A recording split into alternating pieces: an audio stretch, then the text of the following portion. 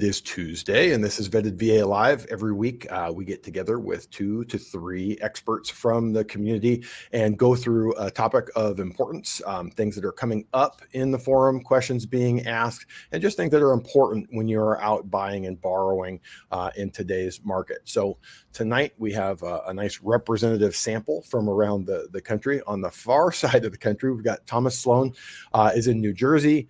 Matt Burkhead is in Arizona, and Elena is in Nevada. So I guess we have a Western bias, but we still, with Thomas involved, we've got the whole country covered. The good news is, in terms of comparing lenders, it's not going to vary much geographically. So we have a good representative sample here to go through what you guys need to know when you're looking at your loan options and wanting to make sure you're getting a good deal and good expertise and knowledge and guidance. Again, always like to start by letting you guys know, even though we're going to be covering the topic of how to compare VA mortgage lenders when you're looking to get pre-approved and looking to get a loan, we're here to answer any of your questions, probably the most important thing. So if you have a question, throw it over in the comments and we will jump in when we get a break and get all of your questions answered. I'll give a couple of reminders throughout the show. But with that, why don't we just jump into it? Thomas, when you get this question or when you get someone reaching out saying, hey, what do I do? How do I compare loans? What's your best advice? Like, where do you start with someone in telling them what they should do or how they should start the process of seeing what their options are and comparing lenders?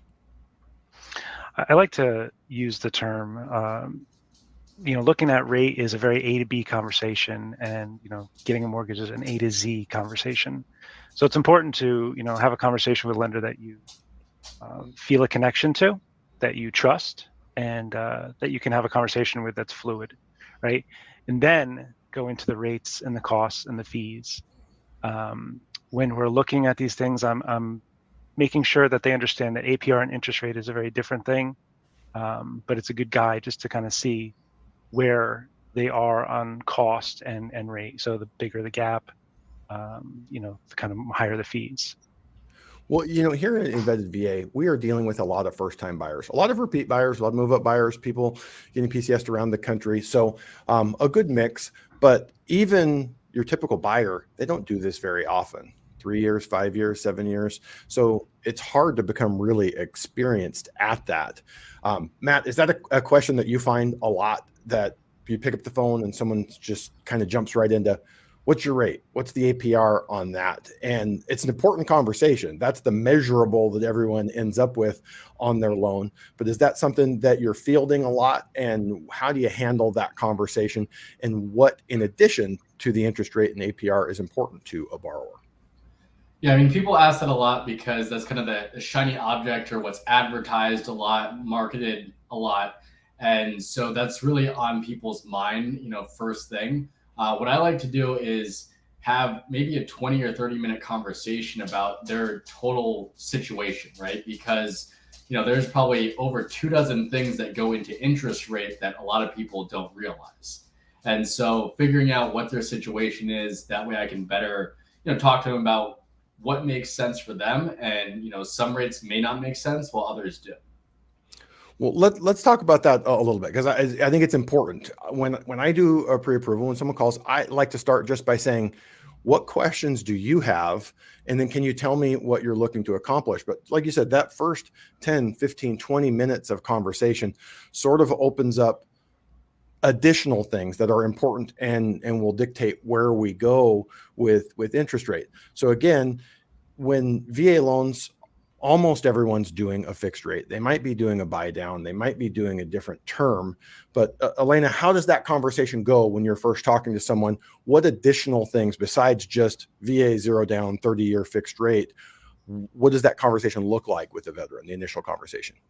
It's really important to focus on the total house payment, because a lot of online tools that are provided out there to the public just guess what insurance and taxes might be, as to where if you talk to a licensed professional, especially any vetted professional, we're going to look at giving you the accurate total payment.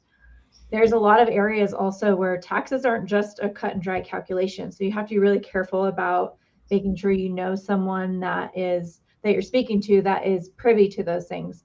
Just a quick, for example, like California recast taxes upon purchase. where Nevada doesn't. They operate on depreciation. So you have to know those different types of things to make sure you're giving someone an accurate payment. And sometimes, national lenders might need direction in those types of things. So you really have to make sure that all of those things are in queue. And then you take it a little further and just, make sure that they know we get to qualify them on their gross income, but they have to live on their net. So what payment are they truly comfortable when going through that total out-of-pocket payment every month? So from that perspective of looking holistically at it, so they often like to jump into the conversation of what's the interest rate? And the interest rate is an important part of what that total payment is. But when we're comparing a lender from A to B to C, there's 4 of us here. I would like to think we've all been through the vetting process with some very extensive testing, and all 4 of us have done this for quite some time. The numbers would look very similar if we all went through that. But assuming that someone who's picking up the phone, they don't know that. They don't know any of us. They don't know where that conversation is going to go. So in terms of comparing, why don't we kind of go around the horn on that and say, for someone to compare the 4 quotes that each of us give, Thomas, what does a quote look like? When you've had that conversation, you have an idea of what they qualify for, you have enough information to give them an accurate and valid quote. How are you giving them that information? And what is the key focus? And what advice do you give to that client to possibly compare that if they are looking at other lenders? Great question. I think the 4 of us here probably have a very different version of what we're going to give them as far as a quote versus what they're going to get once they're under contract and moving forward to the lender. So everybody has their own software, proprietary information where we're using to send out numbers and estimates so people get an idea of what they're going to look at. I think it's just very important that we look at, again, the rate and the APR, but also if there's a section like lender fees, we're going to look at those things. Points, if we're going to see points, we're going to look at all those additional costs that are not typical, title, recording, escrow, anything that's just normal parts of the loan process, something that's connected to the lender specifically, because you might have a great rate of whatever it is attached to a $7,000 cost.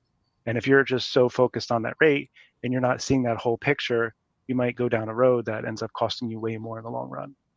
And I think that's the primary problem of being fixated on rate, that we have, not to generalize, but the big national call center lenders in the VA space, there's one that dominates, and just in loans in general. And both of them magically quote spectacularly low interest rates every day. And they don't ever mention a word about the points. If you're lucky, if you're unlucky, they tell you there's no points, but then you see the loan estimate and there is a big chunk of points and fees in there. Matt, when you're presenting that to a borrower, when you've had the conversation, we say, okay, there's a couple of options, a couple of different ways that we can go. What are you presenting them with, and what are the most important things for that borrower to look at? And thankfully, we've transitioned. 2 years ago when we were having these calls, everyone was interested about doing IRRRLs and refinancing, maybe taking cash out. This is a 90% purchase market. So most of these are purchases, and they're different in that the 4 of us as lenders have less control over title fees, settlement fees, some of the attorney fees, some of the other things on there. So when you're presenting to a buyer on a purchase, what is the most important items and fees that you control that you're going through with them and helping them to understand? Yeah, so when comparing, I like to go over the loan estimate that they might have received, if they want to compare what they've already got to what I have, because what a lot of people don't realize is on the loan estimate, you can ignore, and you should ignore, about 90 or 95% of the fees on there, because different lenders are going to estimate things differently, like title insurance, for example. But in the end, it'll be exactly the same, right? The title company is on the purchase contract in pretty much every state, I believe. And so while lenders can estimate those very differently up front, in the very end, they're going to be identical, right? And so it's good to, in my opinion, go over the loan estimate or a fee sheet, whatever it is, and go through it kind of line by line with people. That way they can understand it a little bit better, and they're not hyper focused on just the interest rate or something like that. In the next couple of weeks, we're going to do a deep dive here on the show on the loan estimate. I'm going to go through every section. But like Matt said, on a purchase, really box A and the interest rate are the things that we control. So Elena, you had brought up a really good point of saying, I want to make sure that my borrower gets an accurate idea of what the total payment is. In terms of a quote and the loan estimate, we want to make sure they have an accurate idea of how much cash to close is involved there. But in terms of whatever you're giving the borrower to compare, or if you're disclosing a loan estimate up front, why don't you walk us through what is the important part? What do you or I or Thomas or Matt have control of as a lender that is truly apples to apples to compare among the four of us or 20 other different lenders? Well, for example, in a move up situation, if a borrower is selling a house and purchasing a new house, a lot of times they'll walk away with some equity. So one thing that we can help show them to help them stay in control of is what they want to do with that money. And sometimes it makes more sense to pay off other debts, but sometimes it can make more sense by putting a 10% down payment into play to reduce their VA funding fee if it's applicable for them. So showing them the different options with a 5% down payment or a 10% down payment to help save them some closing cost money is important. It doesn't necessarily always affect their cash to close because that one fee can be financed into the loan, but it's important for them to know what it is and that they do have options for it. In terms of that, going back and circling back to box A, the thing that we all control here. Right. And the interest rate. It's important to note, like, I feel like a lot of times there's a misconception among borrowers that there is an interest rate. Like each of the four of us has an interest rate that we can offer every day and not a full stack on the rate sheet, anywhere from charging them 4 points to giving them a couple points credit towards their closing costs. How many options do you go through with a borrower when you're presenting in terms of rate and cost structure? Usually 3. And then, I kind of pace it out with each borrower because for some people going through 3 scenarios is too much. and understandably so, because unless you're doing this every day, this is overwhelming and very confusing. So just, the flat cash to close number against a payment for those 3 is what I tend to focus on. And then I just ask, do you want to hear some more? We can go down the interest rate list because you can really give most people, 10 different choices in 0.08 increments. But it's really all about, if you are going to pay a little bit of money for this rate, how much time is it going to take you to recoup the cost? How long do you plan on living in this home? Do you think it's going to be 3 years before you PCS? So all of those long-term plans are important for them in providing the different types of, structures that work best for them. But I think at least 3 is a good safe number for everybody. And then if they want more, certainly I'll spend 2 hours with them on the phone because, I'm sure you guys are the same. We're mortgage nerds, right? You get into it with people and if they're game for it and they want to learn more, it feels good to share the information because really we have to be educators at heart. So we want people to learn and soak up as much information as possible. I think what you said there is really important. You come back, and I don't know if any of you guys have read the book, The Paradox of Choice, but the example he uses in there, someone walks into a store with 3 pairs of jeans. That store is going to sell more jeans than the store that you walk into that has 150 pairs because their eyes just glaze over when they see all of that.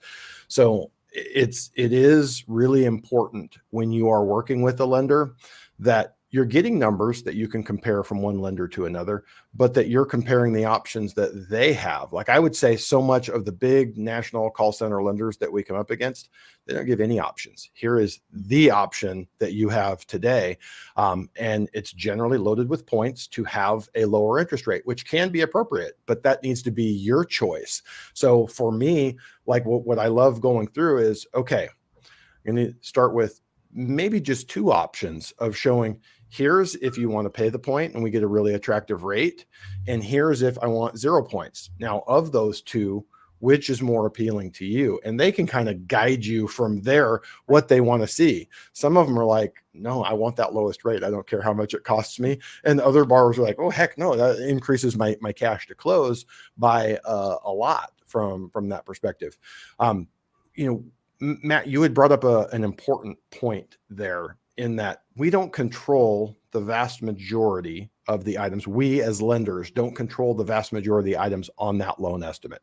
So I think it's important for those of you watching at home now, live, or when you're seeing it recorded. How does that work? Our job is to estimate it as well as possible, including your amounts for your impounds, for your taxes, insurance. There are a lot of variables, a lot of things that are dictated by where you're at, what the contract says, what all of the parties are in the transaction. What do you do, Matt, to make sure that that's as accurate as possible without making that bottom line number look worse than it needs to? Like, we all want to have a competitive number, but there's that balance. It needs to be accurate. If I say, hey, you need to come in with $5 at closing, and we get the contract and they go, hey, I was just kidding, it's $25,000 at closing, we've got a problem. And that sounds like a joke, but I'm sure you guys have all been in that situation where you've had someone pre-approved and they come back and they go, I was pre-approved and I had no idea I need to be pre with $14,000 at closing. So even though VA is a zero down program, there's still closing costs, prepaids, all of those items. So from that perspective, Matt, what are you doing to prepare your borrowers for what they're most likely to pay, while also explaining to them which items on that estimate you control? Yeah, so what I like to do is get an example house. So it doesn't have to be a house that they're under contract on or anything like that, but just a house, from the internet that is similar to what they're looking for in terms of, square footage, purchase price, the area, things like that. That way I can look up, are they mainly looking at houses with HOAs or no HOA? What are the approximate taxes for that county, that area? And then also, if they have an insurance quote, then that's even better, right? A lot of us, have enough experience by doing this, day in and day out, that we're pretty good at estimating insurance for, different counties, different parts of the country. Like Miami is going to be much different than, San Francisco or, somewhere in Texas, maybe, right? In terms of insurance. So I try to dial it in as much as possible. But at the same time, I try to be conservative too. I would much rather overestimate things a little bit and then things get better versus underestimating to try to give some, nice, shiny, sexy loan estimate or something, or fee sheet. And then when we get to the closing table, it's a couple $1,000s more. So I always try to overestimate things. And Thomas, does that match up pretty much with what you do as well? I mean, obviously we want these figures as close to accurate as possible, but it's much worse to be low than it is to be high, since a lot of our buyers are tied on cash to close. Yeah, for sure. I like to have the conversation from the beginning throughout the application where it's about payment, like Elena says. So if you see a house that you like, that your realtor sends you, before you go and see it in person, send it to me. Send me 2, send me 3. This way you don't fall in love with the house and make a choice based on your feelings, that you get the numbers, you understand it a little bit more. So when you make each decision as this process continues until you are under contract, you get a much better feeling of what you're doing, why you're doing it, and what's involved with all the choices that you're making. It is a complex process. We actually, this is a good point. This isn't a question here, but someone threw up a comment that says, this is probably the most difficult part about shopping for a mortgage. And it is, because most everyone in our business, they're salespeople. So not salesperson, the negative used car salesman connotation, but they're people, or they should probably be in a different business. So if you get on the phone, you should have a good feeling. You should go, oh, that person listened to me, understood. And so you are inclined to believe what they put in front of you. I find myself being surprised at least 50% of the time when I see numbers from another lender come over and you start looking at them, just either, someone is willfully ignorant, or it's almost like we can tell when someone's trying to mislead, or they just don't quite understand. I had one here last month. It wasn't a VA purchase, but it was an FHA, and it came over and there was like 4 or 5 things in there that they were not horrifically wrong, but you looked at them and you're like, this person literally doesn't know how to calculate these items. And it ended up being almost $1,000 when you add them all up. So it wasn't someone sitting there going, I'm really going to mislead this person and make these numbers low. They didn't know how to calculate the things, and it varies by area. Elena, how does that match up with what you're seeing when you have people shopping and they're trying to compare? How often are you seeing accurate numbers from your competitors, or accurate to the degree that you would consider accurate? Never. It's which is unfortunate, because all those third-party fees, essentially, that we don't control, like Matt addressed, is 90% of the document these borrowers are seeing. And when you're seeing 3 versions of the 90%, it's confusing, and it frankly kind of makes me mad. For them, because like I said, this is so hard as it is, even if you're in it every day. So I'll frequently see, for example, other lenders purposely under disclose things, or in my market, a lot of agents have all of the inspections paid at closing, and that can be between $1,000 and $3,000. And a lot of other lenders don't put those things on there. And, okay, it's just like you said, then their cash to close at the end is going to change by up to $3,000. Or just simple things like per diem interest. They'll automatically always put 1 day per diem interest on there. You have to explain to people that can and will change and why, right? Because I know it's very popular for contracts to be written to close towards the end of the month for that reason. But we know the reason. Does the consumer know that reason? No. And if you explain to them as well that, if it goes in the beginning of the month, you might be able to skip an additional month's payment, but now your cash to close is going to go up because the per diem interest has increased greatly. So I definitely see a big variation, and do try to focus consumers on that box A when comparing lenders, because really the rest of it's going to correct itself, because being that lenders don't have control over that part of things as things come to a head, really they've just got to take in the information, and we have to let them drive the bus with it. 100%. And kind of something you said there that I think is important, and a way to sort of checks and balances your way through this. If you've talked to 2 or 3 lenders and you have one that has great terms, they give you an estimate, their box A looks wonderful, and then they get the contract and you get out your loan estimate, and now it's $2,000, $3,000, $4,000, $5,000 off. That's probably a real good time to have a tough conversation, because I see that, I wouldn't say regularly, but semi-regularly. And people are like, no, I like this person. They treated me really nice. They've been cool. They answer my calls. They gave us a pre-approval letter at 9 o'clock on a Sunday night. But if you can't get that number correct, that is really a fundamental part of our job. And that's not to say that it's easy. Hopefully you guys watching at home realize there's a bunch of legwork. Like, what are we checking? Like 3 or 4 different databases. You're looking at taxes. You're looking at closing costs for the area, transfer taxes, all sorts of little things that can impact that number. But again, it's real money at closing. So in terms of looking at it, if you get to the closing table, not even to the closing table, if you get the loan estimate, your initial disclosures, and it is vastly different than what you had on that upfront comparison, it's probably a sign that either the person wasn't great at doing the numbers and doesn't know their way through it that well, or they were intentionally misleading you with those numbers. Kind of from there, I think we've laid out a pretty good basis. And I kind of want to circle back. Elena, you said something very important. You want to make sure people have an accurate payment, all in, taxes, insurance, everything they're going to pay in that area. We just talked about the importance of that estimate being all of your costs and accurate, so you know what you're paying at closing. We started off the top of the show that every borrower asks us right away, what's your rate? So hopefully when you finish that pre-approval process, you've dialed in on the program of how you want to do it. You want to pay points. You don't want to pay points. You want to do a 30-year. You want to do a shorter term. You want to put money down. You want to not put money down. And you know what the interest rate is, what points you're paying for that, and what that means in terms of total cash to close. Thomas, does that sound about right in terms of what you should expect to have when you're walking away from that initial process with a lender? Absolutely. You definitely want to have a good grasp on what all of those fees are going to be. I wanted to circle back. I had this story in my head that had just happened to me with somebody that I was working with. They had been working with somebody for a long time. They definitely felt an emotional connection to them, and they really liked them. But they're under contract, and they were referred to me to have a conversation about the VA loan and rates and fees and all that stuff. And they were really focused on 2 things, rate and cash to close. Those are the 2 things that they cared about. And the estimate that was sent over was some sort of software created, something that didn't really break things out very clearly, but it did show the cost for the rate and the bottom line.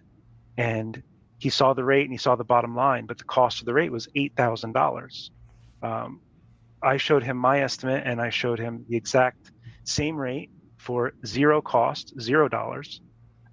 But my cash to close was higher. And when I went through his numbers, I realized he hadn't disclosed 4 months of taxes, and taxes were like $1,800 a month. It was all these little things that he, I believe, intentionally left out, just so he could get the deal, get it moving, and then towards the end, surprise, sorry, things changed. I don't have any control over it.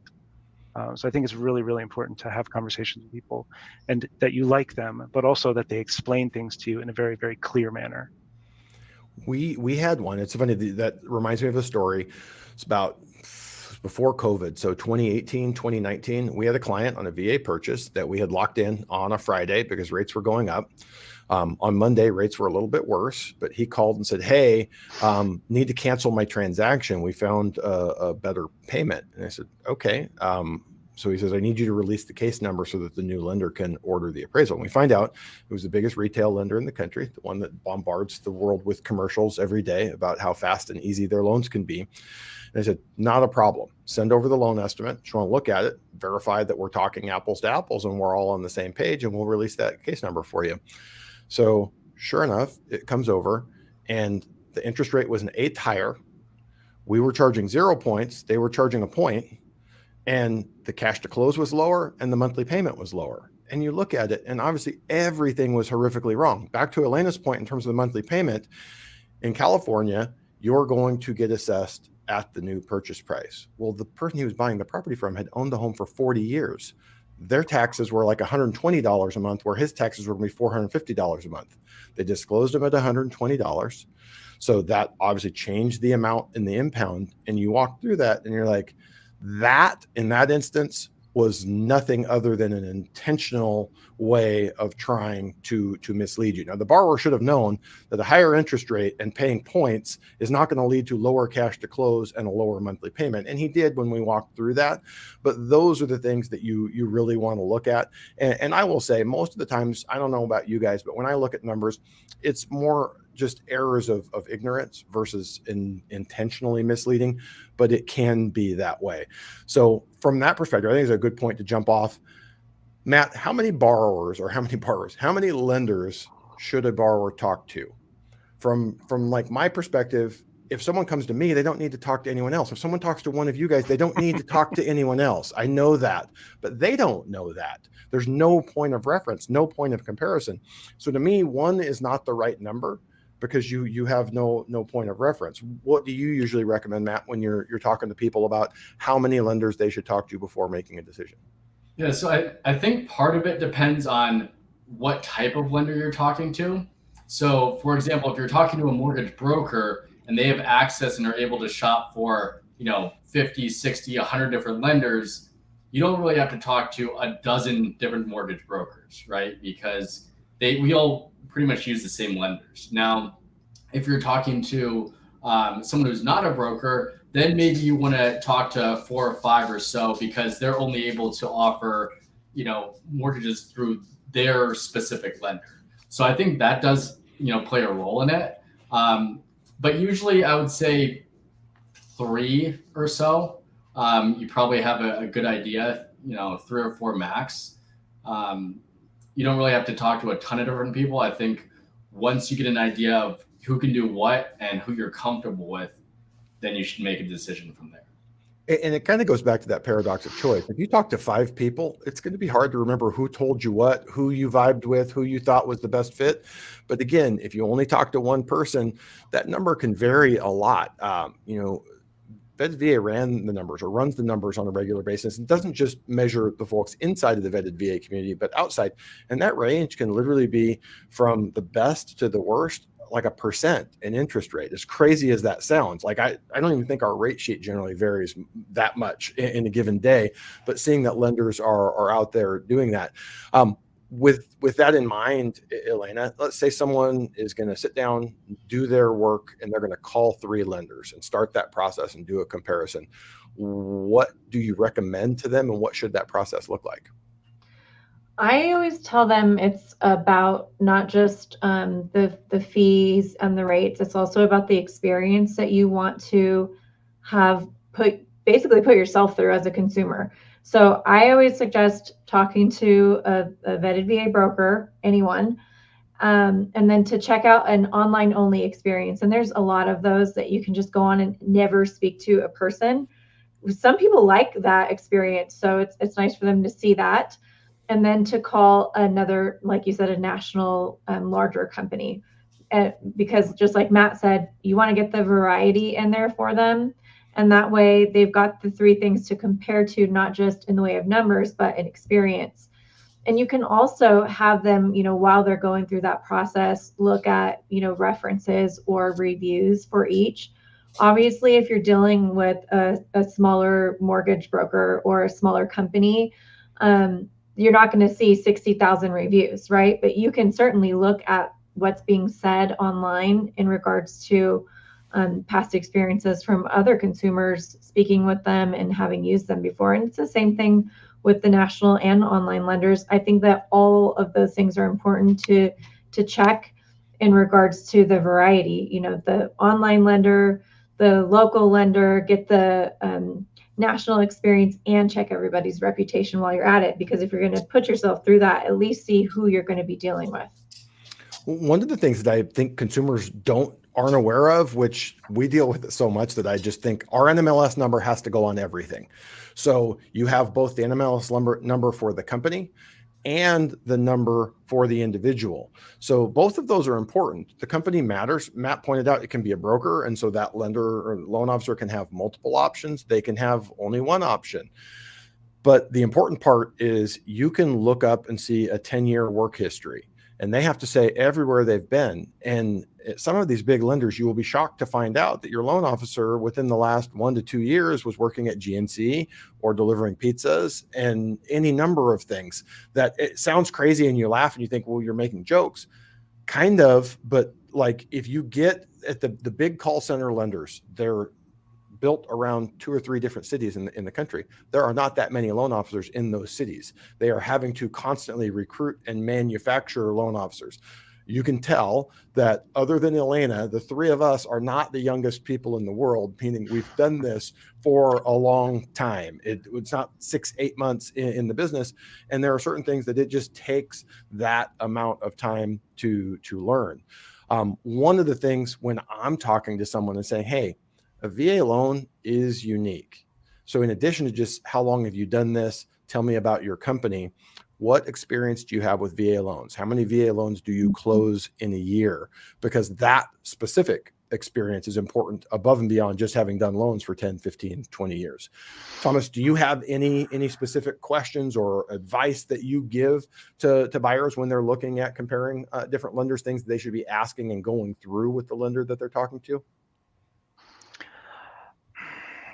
My conversation is very open-ended on my end, where I'm just asking questions where they can just share with me what their goals are. Once I gather all the information I need, I tell them it's really important to have a conversation with a few other people, not just me, no matter how much you like me. And when you have those conversations, make sure that other person is listening. Make sure that other person understands what the VA loan is. Ask a couple of very specific questions, maybe things that you learned in our conversation that I taught you, that to see if they understand what that is, how to maneuver through these things and really understand what the VA loan is. And if they don't, then you can narrow down your search to whoever it is that is knowledgeable in these ways. Anything in addition to that, Matt, that you recommend that buyers have in terms of questions or discussions that they go through with the lender they're considering working with? Yeah, I think it's important that whoever they're speaking with is going over certain VA specific questions or information that you really as a loan officer have to obtain, ideally in the first call. So examples of some of this stuff would be, how many dependents does someone have? Are there childcare expenses? What's the approximate square footage of the houses that you're looking at? All those might seem like just random questions, to somebody. But there's a reason why we would ask that, is to determine residual income calculations and different things that are very important for VA loans. We went through this last week on the show, and I'm going to say it again because we can't say it enough. If they're also not asking, do you have a certificate of eligibility? Can we get that certificate of eligibility going quickly? Because for us, we can generally get them 9 times out of 10, 95 times out of 100 really quickly online, and you can go on and get it at eBenefits, but it can be a problem if it doesn't come early in the process. So all of those things, the little VA specific questions, asking about a certificate of eligibility, those can be little tells without you having to ask specific questions of that loan officer to know, are they regularly doing VA transactions? Above and beyond those things, Elena, any thoughts that you have that someone should be covering with potential lenders? I love what Thomas said. I do the exact same thing. I will tell them, you can have 2 VA loans at once, and I'll just tell them a couple of trivial little things. And I actually love speaking to people that are in the vetted VA group, because most of them, they're like, I already know that. Okay. Right. But a lot of people still don't. And I tend to meet with a lot of my clients in person. So if it's their first experience, for example, I'll tell them what kinds of things have you heard about VA loans? And I had a client in here today that thought that you could only have 1 VA loan per state because his brother is a veteran as well and had told him that. And so I explained to him how it all worked, and I do the exact same thing. I go, look, just if you want to, check things out with other lenders, just ask the same questions and make sure that they know their stuff, because this is really going to equate to what kind of experience you have. Because once you get into escrow, it's really important to have someone on your side that knows the VA guidelines so that you're not jumping through extra hoops for no reason. And to make sure that your realtor is getting some help and some backup in the way of VA guidelines, because the realtors might need some help as well. Or, if the realtors don't know how things might work specifically for VA, they could be taking you to a condo that isn't approved for VA, or, maybe that lender doesn't know how to do spot approval. So all those things are super important that they ask all these lenders that they're speaking to, so that they just know that they're going to get the best possible service. We've done a pretty good job here of going through it. If we start kind of back at the top, it is important to have a conversation, an open-ended conversation where you feel like you're being listened to, you're getting to ask your questions, but also good questions are being asked of you to give you an accurate quote. Inside of that quote, really the things that are on a purchase transaction under the control of a lender are the rate and points.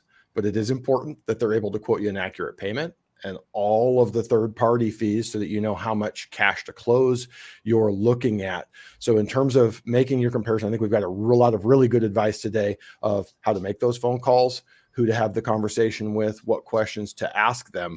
So before we wrap up, kind of want to go around the horn and just let you guys either on this topic of comparing lenders, just getting a VA loan, buying your first home, advice in the current market that can be a difficult market affordability wise. Thomas, you want to kick us off with any last advice that you have for everyone tonight?